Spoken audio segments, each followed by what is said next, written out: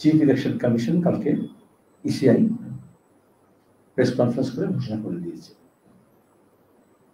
এর রাজ্যে 7 দফা নির্বাচন।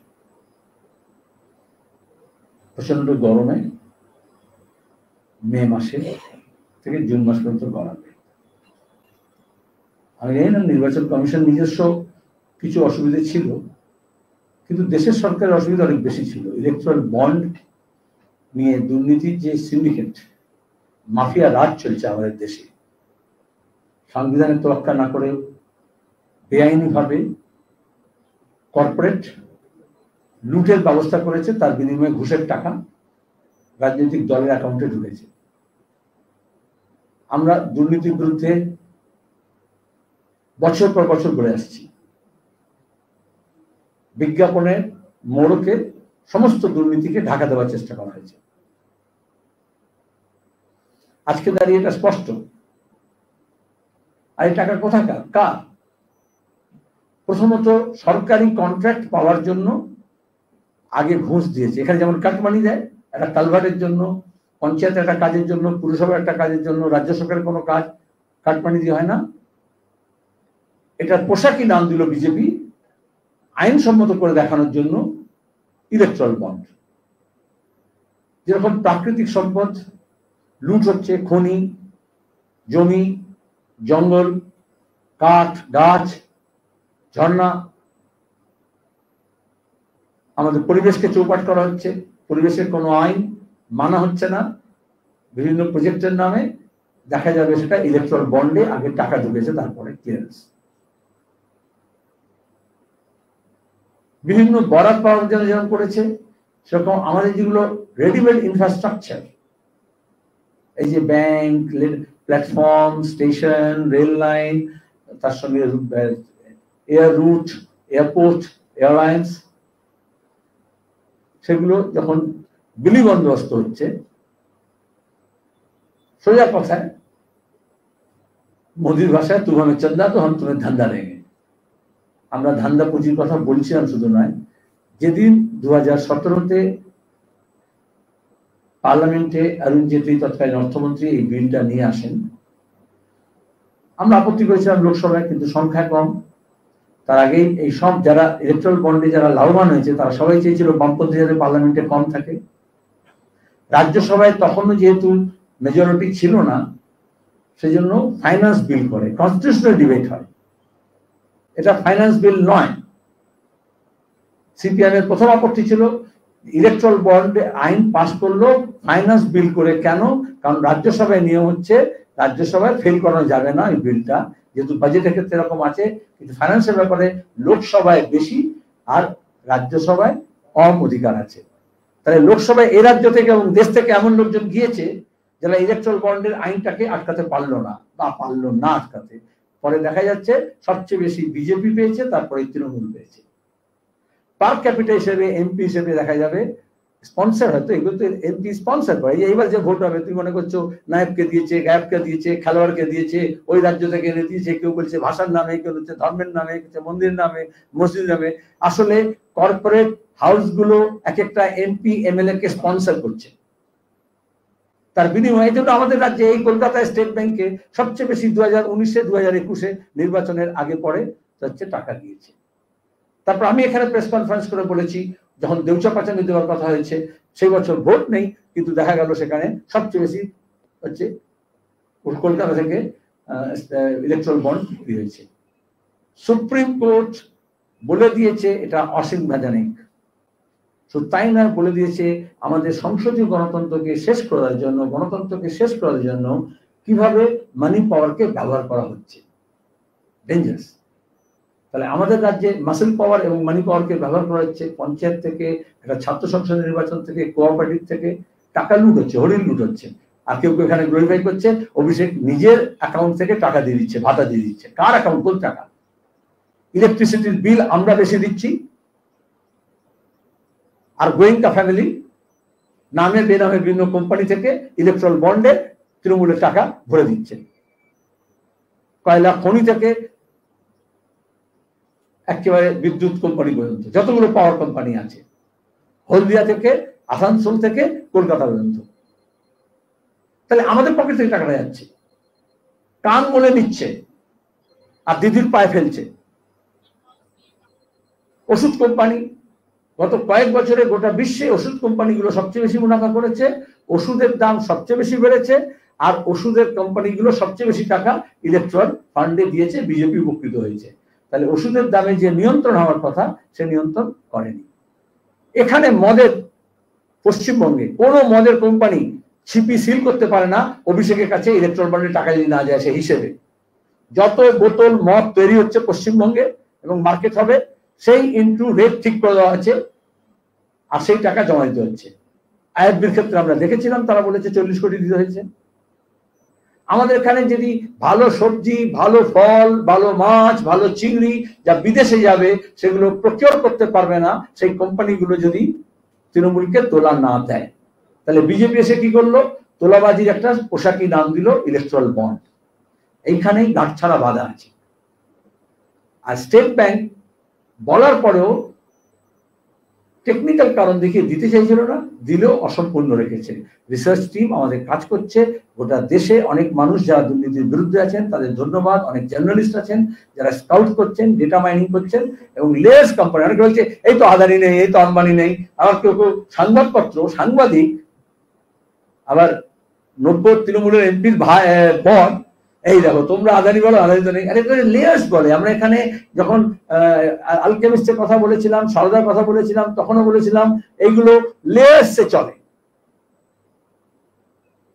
যেমন গোয়েন্দা কাহিনী দেখেন, অপরাধী সামনে থাকে না, তারপরে পর অনেকগুলো লেয়ার্স থাকে। সুপারি কিলার যেরকম থাকে, কিলার্স কি থাকে, সুপারি কাউকে দেওয়া হয়, সেরকম এখানে যে কোম্পানি অস্তিত্বহীন, যে কোম্পানি ছোটখাটো, যে কোম্পানি এই যে লিপস এন্ড বাউন্সের মতো, তার কোনো ম্যানুফ্যাকচারিং নেই, তার কোনো কিচ্ছু নেই, তো তাদের কাছে 1000 কোটি টাকা এসছে আর তাকে দেখা হচ্ছে অন্যান্য জায়গা থেকে এসছে। এখানে সবচেয়ে বেশি বিপদ হচ্ছে যারা জাতীয় সুরক্ষার কথা বলতেন, বিদেশি টাকা এসছে। পুলওয়ামার পরে 1 মাস 1.5 মাসের মধ্যে পাকিস্তান থেকে টাকা এসছে বিজেপির ফান্ডে।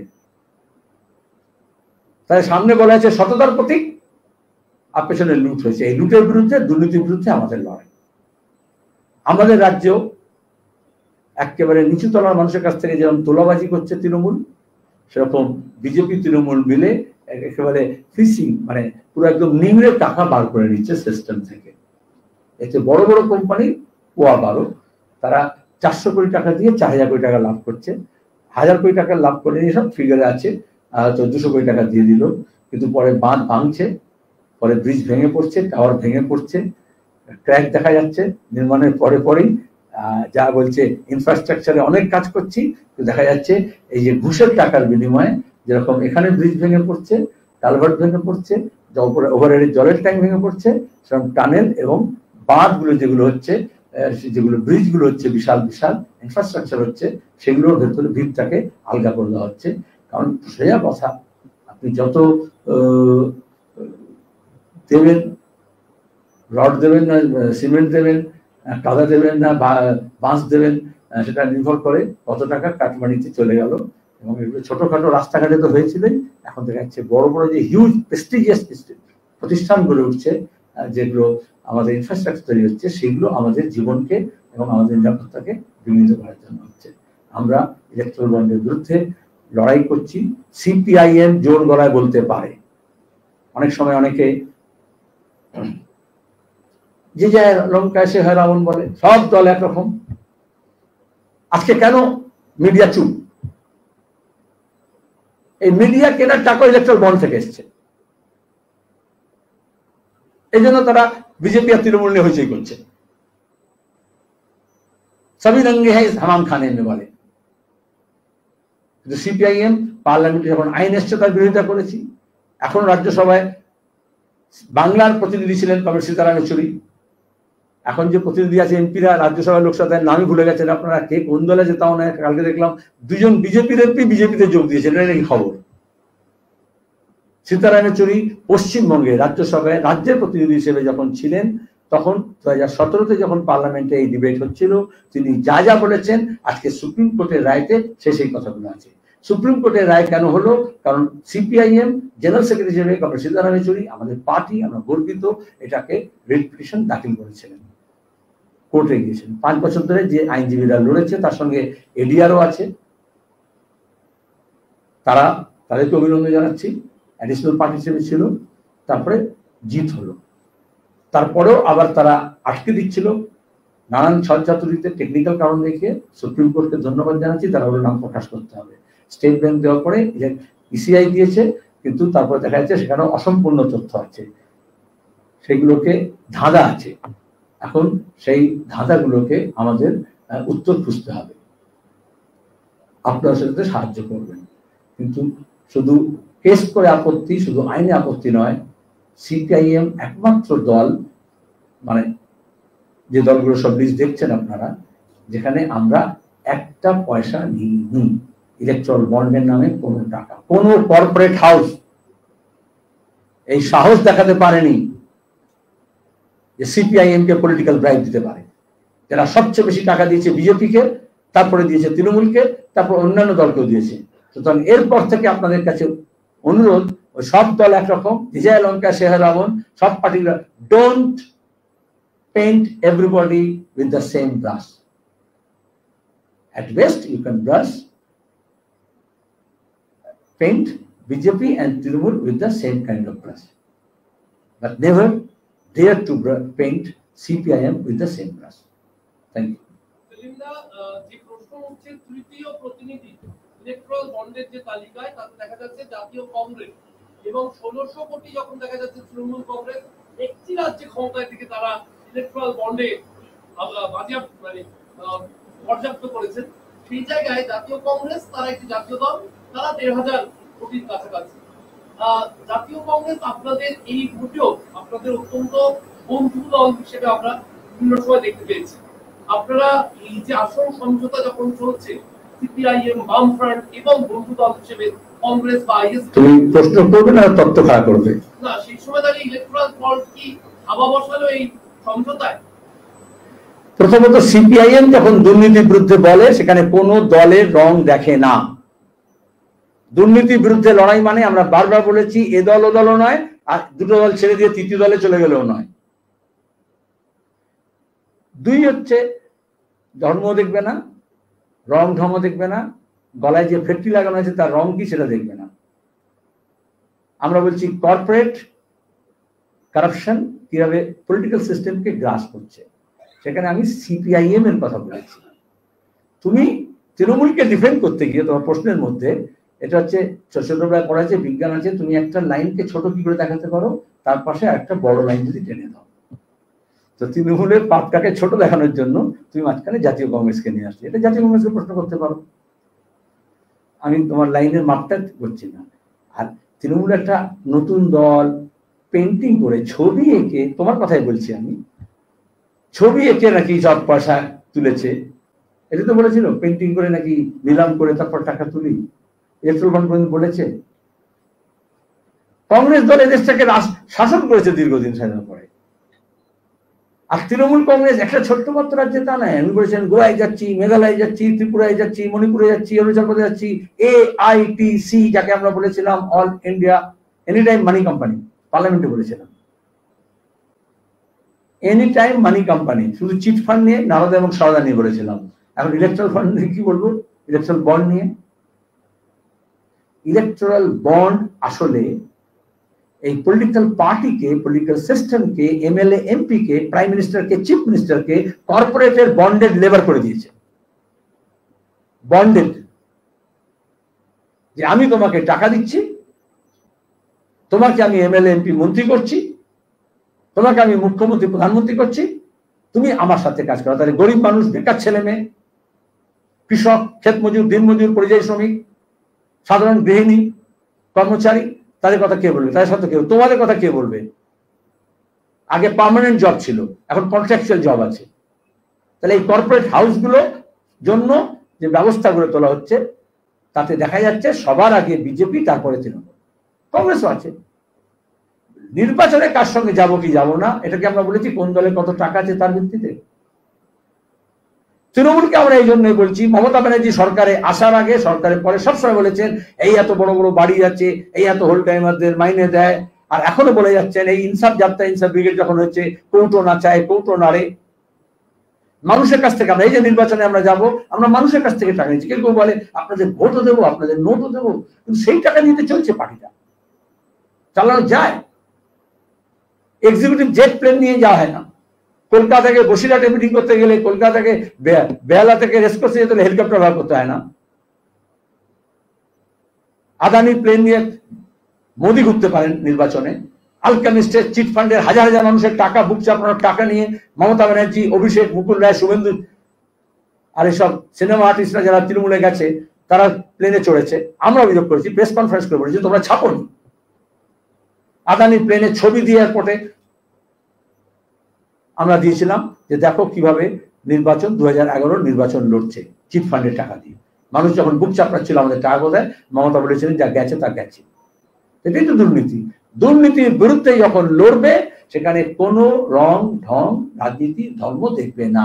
যে সিপিআইএম এর কেউ থাকতো আমি খুশি হতাম তুমি একটু সিপিআইএম এর নাম বলতে, তুই খাচ্ছি তোর দাদু খেয়েছে, এটা করবো না। হ্যাঁ,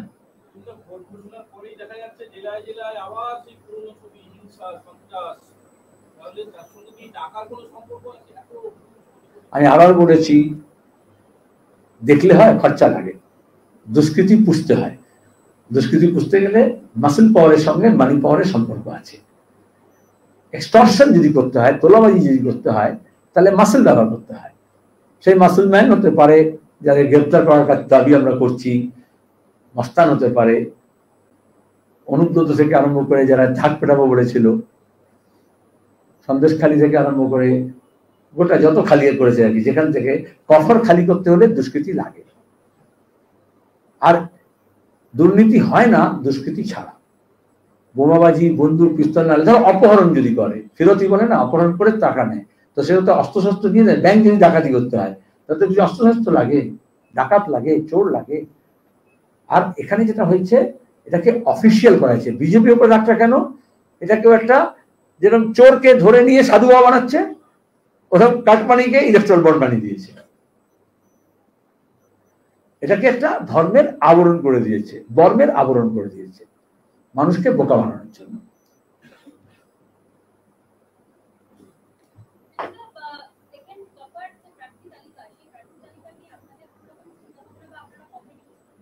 সাত দফায় নির্বাচন হচ্ছে, 7টা দফায় হবে বা কবে থেকে হবে জানার আগেই আমরা আমাদের প্রথম লিস্ট দিয়ে দিয়েছি। এখন দেখছো প্রথম দফায় 3টি আসনে ভোট হবে, তার মধ্যে আমরা 2টো আসনের প্রার্থী দিয়ে দিয়েছি। 3টি আসনের প্রার্থী বামফ্রন্ট দিয়ে দেবে। আজকে বামফ্রন্ট মিটিং হয়েছে, এখানে বামফ্রন্ট হলে আমি এখানে দিয়ে দিতাম। আমি বামফ্রন্ট সিপিএম থেকে বলছি, বামফ্রন্টের যে প্রথম দফার সবকটা তালিকা বেরিয়ে যাবে, 2টো বেরিয়ে গেছে, আজকে একটা বেরিয়ে যাবে, কোনো অসুবিধা নেই। তারপরে পরপর আলোচনা চলছে আমাদের সহযোগীদের সঙ্গে, যারা আসতে পারে, যারা আসবে বলেছে তাদের সঙ্গে কথাবার্তা হচ্ছে। আমরা ঐক্যবদ্ধ করার চেষ্টা করছি। যেমন যেমন ঐক্য হবে, যেমন যেমন তালিকা তৈরি হবে, হাতে কলম তোমাদের হাতে দিতে হবে। বামফ্রন্ট যে আলোচনাগুলো করছে, আমাদের সহযোগীদের সঙ্গে আলোচনা করছি, তার সেখানে কোনো এই নামের কোনো নেতা নেই। সে বলতে হবে, দল নাম বলতে হবে। তুই কেরালা বলছে আমরা,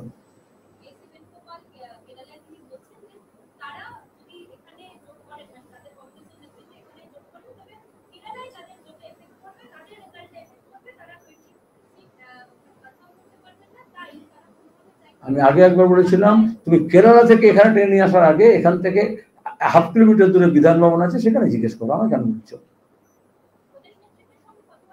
তোমার সঙ্গে খুব ভালোই বন্ধুত্ব আছে, তুমি কথা বলো। আপনার সঙ্গে প্রদেশ কংগ্রেস নেতৃত্ব বা আইএসএফ নেতৃত্ব তাদের এই আসন সমঝোতা নিয়ে কোনো সবুজ সংকেত বা পজিটিভ কিছু আলোচনা হয়েছে? বামপন্থীরা সবসময় সবকিছুর মধ্যে পজিটিভ দেখে। Politics is an art of impossibilities. We are stitching together different political forces who are opposed to BJP and TMC. When you are engaged in stitching, there are a lot of effort. As far as CPIM is concerned and the left front is concerned, we have put our efforts. there is some positive signs. We have to take it forward. We are hopeful.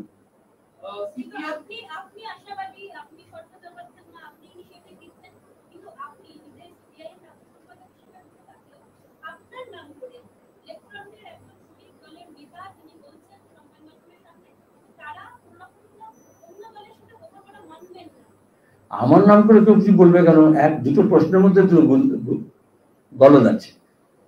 আপনি আপনি আপনি CPIM বা বামফ্রন্ট এরকম আমি আমি আমি বলে কিছু নেই। তুমি যদি আপনারা আপনারা বলতে তাহলে আমি প্রশ্নটা বুঝতে পারতাম, নাহলে আমি বুঝিনি। এক, দুই হচ্ছে আপনার নাম করে নাম বলেছে এখন ফর ব্লক বা অন্য দলের নাম। যখন নির্বাচন হয় বিধানসভার তখন মমতার নাম করে বাকিরা ভোট চায়, যখন লোকসভা ভোট হয় তখন মোদীর নাম করে বাকিরা ভোট চায় বলে, এবং বলে আমি 294টাই আমি আছি। তারপর যখন চুরি করে জেলে যায় বলে ও আলাদা, আমার সঙ্গে দলের সঙ্গে সম্পর্ক নেই। মোদী এরকম বলে 400 পার, কিন্তু সবাইকে কাকে তার তাড়ি পাওয়া যায় তার মধ্যে। তারপর যখন ধরা পড়ে তখন কেউ কারো নয় গোমা। আমরা সিপিআইএম বা বামফ্রন্ট কখনো আমার নাম করে বা আমাদের কোনো নেতার নাম করে সবাই সব আসনে 42টা আসনে আমি দাঁড়াচ্ছি এরকম বলিনি। সিপিএম এরই বলি না, আমরা যতগুলো আসনে দাঁড়াবো সিপিএম এর রাজ্য সম্পাদক হিসেবেও যে যার নিজের ক্যান্ডিডেট লিস্ট দিয়েছি, তাদের ছবি দিয়েছি, তাদের পরিচয় দিয়েছি, তারা নিজেরা ঘুরে বেড়াচ্ছে পার্টির নামে, নীতির নামে, কর্মসূচির নামে।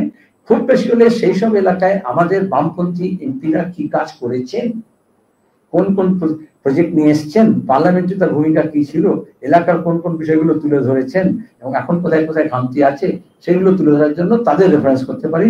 মূলত যারা প্রয়াত তাদের নাম বলি আমরা। আমি এখনো প্রয়াত হয়নি, আমার নাম করে বা আমার ছবি দেখে এটা কিছু করবো না। এখনো প্রার্থী দিতে আপনারা 16টি আসন দিয়েছেন বামফ্রন্টের পক্ষ থেকে, 26টি আসন বাকি রয়েছে। সেই 26টি আসনের প্রার্থী তালিকা এই সেলাই পদ্ধতি কখন শেষ হতে পারে? যখন বলছেন তো মানে সেলাই করতে বলো তখন পুজোর আগে দিতে পারো, পুজোর জামা হলে। ঈদের জামা এখন বলবে লোক ঈদের আগে দিতে পারো, আমরা বলতে পারি ভোটের আগে দিয়ে দেবো। হ্যাঁ হ্যাঁ হ্যাঁ, সেসব আলোচনা হয়ে গেছে, আলোচনা ইন প্রগ্রেস বলেছি তো, ওয়ার্ক ইন প্রগ্রেস। যখন ওয়ার্ক ইন প্রগ্রেস হয়, রাস্তা তৈরি হোক আর দেশ তৈরি হোক, তখন একটা বোর্ড লাগায় রুকাওয়াটকে নিয়ে খেয়ে দেয়। Today's pain is tomorrow's gain.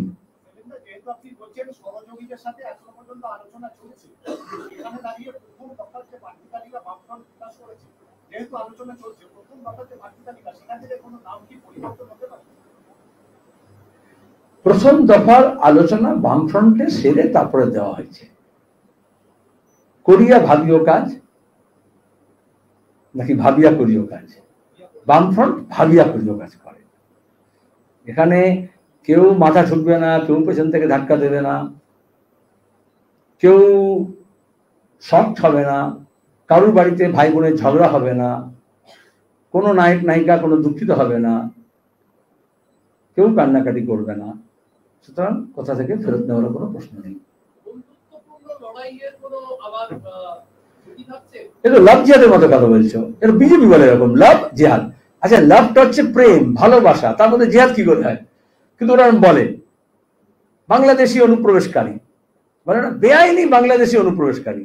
অনুপ্রবেশটাই বেআইনি, কিন্তু 40 বছর ধরে বলে এসছে, যত মতুয়াদের এখন দেখছো, যত যাদেরকে বলছে নাগরিক দেব বলছে, তাই সবাইকে বলেছে বেআইনি বাংলাদেশি অনুপ্রবেশকারী, জোর দেওয়ার জন্য। তোমরা লিখেছো ইলিগাল বাংলাদেশি মাইগ্রেন্ট, বলনি infiltrators. Infiltration itself is an act of illegal thing. কিন্তু তোমাদের আরএসএস বুঝিয়েছিল 40 বছর ধরে, তোমাদের পূর্বসূরীরা আমাদের বাংলা কাগজে ন্যাশনাল মিডিয়াতে সবসময় বলেছে ইলিগাল ইনফিল্ট্রেটার্স। আর কখনো হয় না, কোনোদিন বেআইনি পাকিস্তানি বলেনি অনুপ্রবেশকারী। কেন বলে? তাহলে এখন এরকম দুটো নেগেটিভ শব্দ বলছো। বন্ধুত্বপূর্ণ লড়াই, লড়াই হলে লড়াই হবে, বুঝেছো? আর যদি বন্ধুত্ব হয় তাহলে একসঙ্গে লড়বো।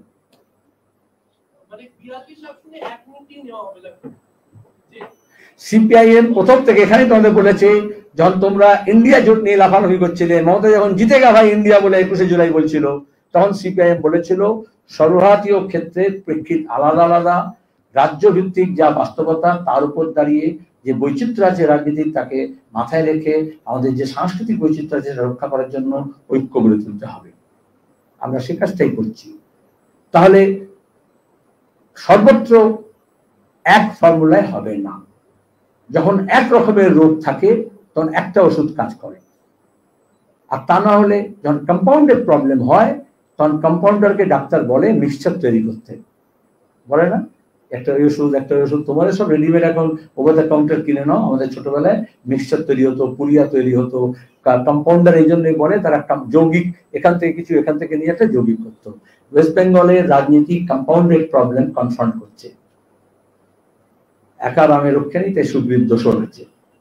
সেজন্য বিজেপি এবং তৃণমূলের বিরুদ্ধে আমরা একটা, there is no simple answer to a complex question. So that when the state is confronting with a compounded problem, we are trying to make a compound unity. You will see that once it is out.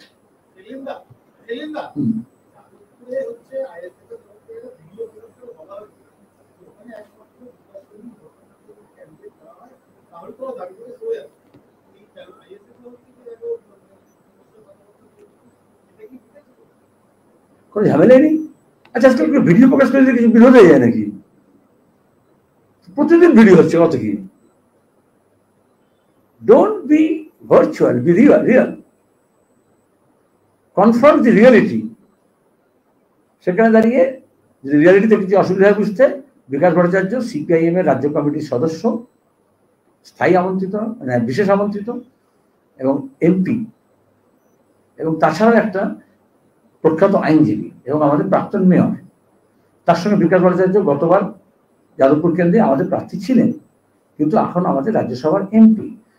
সেজন্য আমরা একজন MP থেকে একমাত্র তৃণমূল এটা করে। আলকেমিস্টের যে জেলে আছে না কেডি সিং, রাজ্যসভার এমপি ছিল ঝাড়খণ্ডের, তার টার্ম ফুরোয়নি, কিন্তু তার নির্বাচনে ঘাপলা হয়েছে বলে কেস করেছিল, ভোটার কেনা হয়েছিল টাকা দিয়ে। মমতা ব্যানার্জি মুকুল রায় 100 কোটি টাকা নিয়ে পশ্চিমবঙ্গ থেকে এমপি করেছিলেন। এখন সে জেলে আছে। সেই টাকাটা দিয়েছিল চিটফান্ড থেকে, যে টাকা মেরেছিল তার থেকে। সুতরাং একজন এমপি থাকতে থাকতে আবার এমপি আমরা করি না, সেটা আইএসএফও বুঝে নেবে। কেন্দ্রীয় বাহিনীর নিয়ন্ত্রণ রাজ্যের হাতে রাখা বা রাজ্য প্রশাসনের হাতে রাখা, চিফ ইলেকশন কমিশন কালকে যা বলেছেন তাতে কেন্দ্রীয় বাহিনী মোতায়েন থাকবে, কিন্তু রাজ্যের ধরুন ডিএম বা মুখ্য সচিব তাদের হাতে নিয়ন্ত্রণ ক্ষমতা দেওয়া কেন্দ্রীয় বাহিনীর মুখ রেখে, সেটা আপনারা কিভাবে দেখছেন? নিশ্চিত আপনারা আইন শৃঙ্খলা রাজ্যের এখতিয়ার। আমরা সব সময় কেন্দ্র এবং রাজ্য সম্পর্কের ক্ষেত্রে রাজ্যের এখতিয়ার সম্পর্কে সচেতন। তৃণমূল কংগ্রেসকে দুর্গা সাজিয়ে বিজেপি এখানে মুখ্যমন্ত্রী বানানোর পেছনে তাদের যে একটা বড় উদ্দেশ্য ছিল, আরএসএস কে বিজেপিকে এবং ধর্মীয় মেরুকরণকে বাড়িয়ে দেওয়া, সেটা করেছে। নিজেদের জন্য একটু শোয়া বসার ব্যবস্থা করা, সেটা মমতা ব্যানার্জি জায়গা করে দিয়েছেন পশ্চিমবঙ্গে, লুট করার জায়গা করে দিয়েছেন, এমএলএমপি বানিয়ে দিয়েছেন। এবং এখন দাঁড়িয়ে রাজ্য সরকারের এখতিয়ারভুক্ত বিষয়ে ক্রমাগত মমতা ব্যানার্জি ভাইপোকে জেলে যাওয়া থেকে আটকানোর জন্য কনসিড করছেন স্টেটের যেগুলো কনস্টিটিউশনাল পাওয়ার। আমি আগেও বলেছি, কুরুক্ষেত্রের যুদ্ধের কথা তোমরা জানো, কিন্তু যুধিষ্ঠির কি হয়ে শকুনির পাশা খেলেছিল শকুনির সঙ্গে, তখন সবকিছু বাজিতে ধরেছিল। এখন ডিয়ার লটারির টাকা বিজেপি এবং তৃণমূল ভাগ করার জন্য, ডিয়ার নেফিউকে বাঁচানোর জন্য ক্রমাগত রাজ্যের এখতিয়ারকে তিনি বিজেপির হাতে তুলে দিচ্ছেন, রাজভবনকে তুলে দিচ্ছেন। ইতিমধ্যে বিশ্ববিদ্যালয়ে স্বায়ত্তশাসন আর স্বাধিকার, শিক্ষা প্রতিষ্ঠানের স্বাধিকার, সেগুলোকে তুলে দিয়েছেন। তারপরে বিশ্ববিদ্যালয়ে তুলে দেবেন। এইভাবেই আইন শৃঙ্খলা রক্ষার প্রশ্ন কেন্দ্রীয় এজেন্সিগুলো আজকে এনআইএ হোক, সিবিআই হোক, ইডি হোক, সিবিআই হোক, এত মোচ্ছব করার মতো করে ছুটে বেড়াচ্ছে। আরেকটু ঘটনা হতো, এই বাংলায় মানুষ যে যা কিছু ন্যূনতম নিরাপত্তা ভোগ করেছে, সেটা আজকে তৃণমূলের সঙ্গে নেই বলেই এই সুযোগ নিয়ে বিজেপি আরো বেশি কেন্দ্র হাতকে শক্ত করছে। নির্বাচনের সময় আমরা এটা দেখেছি, শীতলকুচির সময় কেন্দ্র বাহিনী হোক আর রাজ্য সহায় বাহিনী হোক, মানুষ তো মারা গেলেন 5 জন। সেখানে কোনো রাজ্য সরকার বা কেন্দ্র সরকার এখনো পর্যন্ত কোনো কিনারা করল না। ভোটের সময় মমতা ব্যানার্জি খুব তারস্বরে চিৎকার করেছিলেন, দিলীপ ঘোষও করেছিল। পার্থ চ্যাটার্জি এবং মমতা ব্যানার্জির ভোটে যে কথাবার্তা আছে, কি করে খুন হলো সেটা কি সেন্ট্রাল জানে না? আমার কাছে আছে, তার কাছে নেই। একজন জেলে আছে, অন্যজন তো বাইরে আছে। কি করতে হবে, আসলে এই করবি সেই করবি সব বলে দিয়েছিল। আজকে দাঁড়িয়ে দাড়িভিট কাণ্ডকে আবার ভোট এসছে, আবার তুলে ধরার চেষ্টা হচ্ছে। কিন্তু রাজেশ যখন খুন হয়েছিল এবং তাপস, 2 জন ছেলে, ভোট করলো বিজেপি তৃণমূল, হিন্দু মুসলমান উর্দু বাংলার নাম করে ভাগ করলো, কিন্তু বিচার তো কিছু হলো না। ওরা বলেছিল কেন্দ্র এজেন্সি করে দেবে, এরা বলেছিল রাজ্য এজেন্সি করে দেবে। কাকু, কালীঘাটের কাকু উদাহরণ সবচেয়ে বড় ভালো। কণ্ঠস্বর নেবে কেন্দ্রীয় এজেন্সি, কাকু হচ্ছে ভাইপোর, টাকা পয়সা নিয়ে লেনদেন করেছে শিক্ষক দুর্নীতির কালীঘাট। কিন্তু সেন্ট্রাল ফরেন্সিক ল্যাবে কাকুর কণ্ঠস্বর স্যাম্পল নিয়ে পাঠিয়েছে, কতদিন লাগে রিপোর্ট করতে? তাহলে বিজেপির সঙ্গে তৃণমূলের কোথায় গাঁটছাড়া বাঁধা আছে, কেন্দ্রীয় এজেন্সি এবং স্টেট এজেন্সির মধ্যে কতটা তফাৎ আছে, কাকুর কণ্ঠস্বর থেকে বোঝা যায়। হাইকোর্ট বলছে, এতটা বলতে হলো তো আমাকে। সন্দেশখালীতে 2 দিন ধরে বিজেপি লিডারদের তারা ক্যাম্প করে তারা অভিযোগ সংগ্রহ করছে। তাতে আজকে যে অভিযোগগুলো উঠে আসছে দেখা যাচ্ছে, তুমি এটা বলো না। এখানে সন্দেশখালীতে যাও, তোমাদেরকে আগে 8 বছর ধরে 10 বছর ধরে যাওয়ার দরকার ছিল, এখনো এই কদিন যাওয়ার কথা। আমাদের লোকরা যখন যাচ্ছে, আর ওখানে ফার্স্ট হ্যান্ড তাদের কাছ থেকে রিপোর্ট নাও। যারা গণতন্ত্রকে বাঁচানোর জন্য, নির্যাতন বিরোধী যারা লড়াই করছে, তারা সন্দেশখালীর লোকজনকে নিয়ে এসে কলকাতায় আজকে আলোচনা ডেকেছে এবং সেখানে সেই মায়েরা বোনেরা নিজের কথা বলছেন। আমি জানি তোমরা সেখানে নজর দেবে না, কারণ সেখানে বিজেপি নেই বলে। ধন্যবাদ। জমি নেবে রাজ্য বলো, যাই না, সবাই নিচ্ছেন জমি দখল করছে যখন বিজেপি তৃণমূল সব নেতারা, তা সেই লাইনে নেই তো রাজ্যপাল। বলো কি প্রশ্নটা কি, সরি বুঝলাম না।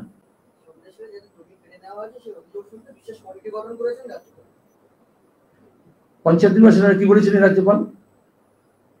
মানুষ যখন নিজের জমি নিজের পঞ্চায়েত তাড়িয়ে কেড়ে নেওয়ার চেষ্টা করছিল, তিনি দিল্লি ছোটাছুটি করছিলেন না? 1 বছর তো হয়নি। তারপরে যখন ভোট লুট হলো, তিনি যে সমস্ত IAS IPS অফিসারদেরকে অ্যাপয়েন্ট করেন, যে মন্ত্রীদেরকে অ্যাপয়েন্ট করেন, তারা মিলে যখন লুট করলো, তিনি কি করলেন? রাজভবন কখনো লুটের বিরুদ্ধে দাঁড়িয়েছে? রাজভবন তৈরি হয়েছে লুটের টাকায়। আমাদের দেশে ইংরেজ লুট করার জন্য, তার সাম্রাজ্যটাকে দেখার জন্য, বড়লাট ছোটলাটের জন্য বিশাল বিশাল বিলাসবহুল এসব প্যালেস তৈরি করেছে। এগুলো কখনোই মানুষের জমি ফেরত দেওয়ার জন্য নয়, মানুষের সম্পদ লুট করে সেগুলোকে লন্ডনে পাচার করার জন্য, এখন হচ্ছে দিল্লিতে পাচার করার জন্য এগুলোকে ব্যবহার করা হয়।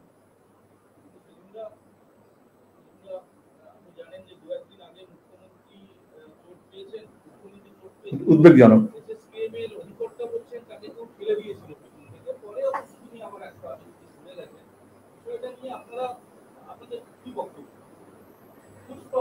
আচ্ছা, যেদিন হয়েছে সেই 1 ঘন্টার মধ্যেই আমি বলেছিলাম যে কোনো এরকম আঘাত লাগলে প্রথমত দুঃখ প্রকাশ করতে হয়, তারপরে দ্রুত সুস্থ উঠুন সেটা করতে হয়। তৃতীয়ত, আমরা সব মধ্যবিত্ত বাড়িতে ফার্স্ট এডের ব্যবস্থা রাখার চেষ্টা করছি। গরিব মানুষের কাছে থাকে না, কিন্তু একটা বোরোলিন বিজ্ঞাপন হয়ে গেল, একটা ডেটল, কিছুটা তুলো, একটা ব্যান্ডেড আজকাল থাকে। আমার তো ব্যাগেই থাকে একটা ব্যান্ডেড, কখন কোথায় কেটে গেল হাত পা মিছিল টিছিল করতে গিয়ে যাতে ব্যান্ডেড লাগাতে পারি, থাকে। মমতা ব্যানার্জি নিজে বলেছিলেন, তুমি যদি মানো, একটা কি একটা বিজ্ঞাপন করেছিলেন, উনি নাকি আইডিয়া দিয়েছিলেন বোরোলিনের স্যাম্প প্যাকেট কিরম তৈরি করতে হয়, কিরম সেন্ট লাগাতে হয়, উনি সব আইডিয়া দেন না? তো নিশ্চয়ই বোরোলিন কিছু স্যাম্পল প্যাকেট তাকে পাঠিয়েছিল, কারণ তাকে তো কপিরাইট না থাকলেও কিছু দিতে হয়। একটা বাড়িতে বোরোলিন ছিল না, আর তুলো ছিল না। যতক্ষণ না নিয়ে এসে বসানো হচ্ছে, শোয়ানো হচ্ছে খাটে, হাসপাতালের রোগীর খাটে, ততক্ষণ পর্যন্ত রক্ত মুছল না কেউ। আজকে মমতা ব্যানার্জির নিজের স্বাধীনতা নেই, যে কোনো একটা বাচ্চা থেকে হোক, একটা পশু হোক, তার যদি কোথাও থেকে রক্তক্ষরণ হয়, যেখানে তার হাত পৌঁছে যায়, এটা ইনস্টিংক্টিভ ইনভলেন্টারি অ্যাকশন বলে। যারা নার্ভাস সিস্টেম পড়েছে, তৃণমূল যেরকম নার্ভাস হয়ে গেছে সেটা নয়, স্নায়ুতন্ত্র পড়েছে, তারা জানে। আমি সব ছোটবেলায় পড়েছিলাম সেন্সরি নার্ভ আর মোটর নার্ভ। সেন্সরি নার্ভে যদি কোথাও শিরশির করে, কোথাও কামড়ায়, কোথাও মশা আসে, কোথাও যদি জল পড়ে, তাহলে মোটর নার্ভ সঙ্গে সঙ্গে তার হাতকে ইনভলেন্টারিলি কথা বলতে বলতে সে হাতটা চলে যায়। আমি যখন বক্তৃতা করতে থাকি, যখন ঘাম বেরোয়, তখন আমার হাতটা কপালের দিকে চলে যায়। যখন এই দিয়ে করতে করতে ছোটের কাছে যে আসে, বৃষ্টি হয়, তোমার হাতটা চলে যায়। এটা হচ্ছে মানুষের, এটাকে বলে স্টিমুলাস রেসপন্স সিস্টেম। যদি এরকম কিছু স্টিমুলি হয় তাহলে তার রেসপন্স হয় অটোমেটিক্যালি। কিন্তু আজকে বৃদ্ধ শাহজাহানের মতো, অরঙ্গজেবের হাতে এমন তিনি বন্দী হয়েছেন যে নিজের হাত দিয়ে নিজের রক্ত মুছবার মতো সামর্থ্য তার নেই। তিনি রাজ্যকে, রাজ্যের মহিলাদেরকে, রাজ্যের শিশুদেরকে কিভাবে নিরাপত্তা দিলেন? আজকে এত পুলিশ, কালীঘাটের দিকে আমি যখন যাই ওখানে পার হওয়া যায় না, ওটা লালবাজারের সামনে যত পুলিশের গাড়ি থাকে তার থেকে বেশি পুলিশের গাড়ি থাকে। আমাদের দেশে খালিস্তান মুভমেন্টের পর থেকে যত যারা Z category, Z plus category যারা সিকিউরিটি পায়, তাদের প্রোটোকল, স্ট্যান্ডার্ড অপারেশনাল অনুযায়ী এসওপি প্রসিজিওর, তাদেরকে একটা অ্যাম্বুলেন্স রাখতে হয়, তার ব্লাড গ্রুপের রক্ত রাখতে হয়, একজন ডাক্তার রাখতে হয়, একজন প্যারামেডিক রাখতে হয়, 24 ঘন্টা অ্যাটেন্ড করে। ইন্দিরা গান্ধী হত্যার পর থেকে এটা একদম হোম মিনিস্ট্রির এটা হচ্ছে নির্দেশ। তাহলে কেন? পরে আমি দেখলাম হাসপাতাল থেকে ছেড়ে দিয়েছে, সব টেস্ট করতে হবে, মনিটর করতে হবে। আমি বলি না, তুমি প্রশ্ন করলে বলে জানা দরকার রাজ্যের মানুষের। তাহলে বাড়িতে উপাচার নেই, পুলিশের ব্যবস্থা নেই। আমি জানি এসএসকে হাসপাতাল থেকে একজন লোক ওখানে ডিউটি করে সব সময়, কে ভর্তি হবে না হবে ওখান থেকে কুপন আসে, বেড পাওয়া যায় না, গ্রাম থেকে যেমন লোকজন আসে। আগে মমতা ব্যানার্জির বাড়ি থেকে কুপন নিয়ে আসতে হয়, তবে বেড পাওয়া যায়, তবে অপারেশন ডেট পাওয়া যায়। আর সেখানে কিচ্ছু না হয়, সবচেয়ে উপাট হয়েছে রাজ্যের স্বাস্থ্য ব্যবস্থা, স্বাস্থ্যমন্ত্রীকে একটু করতে পারে না, তো পাড়া একজন ডাক্তারকে ডাকে, ফার্স্ট এড কাউকে, প্যারামেডিককে ডাকে। এটা আমি তোমাদের মাধ্যমে বললাম, গোটা রাজ্যের মানুষকে যদি এরকম তোমাদের জানা দরকার। প্রণব বাবু রাস্তায় মুর্শিদাবাদ থেকে আসতে আসতে যখন অ্যাক্সিডেন্ট হয়েছিল, নিয়ারেস্ট ফার্স্ট এড সেন্টারে গিয়ে, এই নিয়ারেস্ট প্রাইমারি হেলথ সেন্টারে গিয়েছিলেন বা সাবসিডি হেলথ সেন্টারে গিয়েছিলেন, সেখানে তার উপাচার হয়েছিল, তারপরে তাকে হাসপাতালে নিয়ে যাওয়া হয়েছিল। তিনি তারপরে একটা সার্টিফিকেট লিখে দিয়েছিলেন যে আমার ধারণা ছিল না যে পশ্চিমবঙ্গে গ্রামাঞ্চলে এরকম স্বাস্থ্য কেন্দ্র এত তৎপরতার সঙ্গে এত ভালোভাবে কাজ করতে পারে। এখন সব গল্প, এখন 34 বছরে যা ছিল সেগুলো তুলে দিয়েছে মমতা ব্যানার্জি। মজুমদার এবং শুভেন্দু অধিকারীরা আগামীকাল তাদের কেন্দ্রীয় বৈঠক, এই যে ভোট ঘোষণা হতে এই রাজ্যের বিজেপি নেতারা দিল্লি ছুটে যাওয়া, কোনো আশঙ্কা করছেন? এ রাজ্যের নেতা আছে, তৃণমূলের কেন্দ্রীয় নেতারা এদেরকে নেতা মনে করে, যখন ওখানে চেয়ার টেবিল মুখবার দরকার হয় তাদেরকে ডাক পারে। আর এদের যদি কোনো সিদ্ধান্ত নিতে হয় তাহলে সেখানে গিয়ে হাত পারে।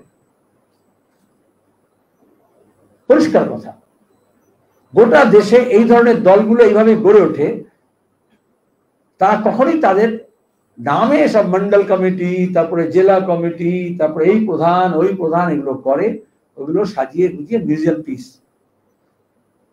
যেমন এই ঈদের বাজারে যখন যাবে দেখবে কাপড়ের দোকানে কাউকে শাড়ি পরিয়ে, কোনো পুতুলকে কাউকে স্যুট পরিয়ে, কাউকে পায়জামা পরিয়ে, কি বলে ওটাকে, থাকে না, ওরকম বিজেপি কয়েকজনকে এরকম গেরুয়া পেট্টি পরিয়ে তৃণমূলের নেতাকে এরকম লাগিয়ে দিয়েছে। সেগুলো হাত পা নিজে নাড়ে না, ওগুলোকে দিল্লি থেকে নাড়াতে হবে। ধন্যবাদ তোমাদের অনেক।